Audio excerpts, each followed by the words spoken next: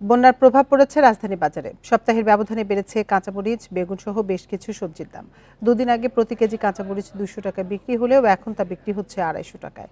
কিছুটা কম দামে মিলছে পেঁপে, তাও বিক্রি হচ্ছে 40 টাকায়। দাম বৃদ্ধির জন্য বন্যার প্রভাবকে দায়ী করছেন বিক্রেতারা। তবে ক্রেতাদের অভিযোগ, যে কোনো অজুহাতে পণ্যের দাম বাড়ান ব্যবসায়ীরা। এই পরিস্থিতিতে সঠিক তদারকির দাবি তাদের।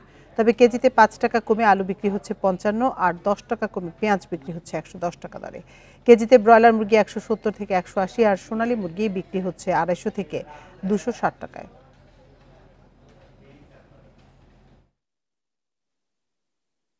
বন্যার লেগে কাঁচা মরিচের দামটা একটু বাড়তি, টমেটোর দামটা একটু বাড়তি, আপনার করলার দামটা বাড়তি, আর বেগুনের দামটা বাড়তি। হাতের নাগালে যেন সবকিছু সুলভ মূল্য হয়, সেজন্য সঠিক তদারকি দরকার। তো নিত্যপণ্য জিনিস যেন এক একটা আইটেমকে ধরে যেভাবে সিন্ডিকেট হইতো, সেক্ষেত্রে সেটা ভাঙতে গেলে অবশ্যই বাজার মনিটর আরো বাড়ানো উচিত।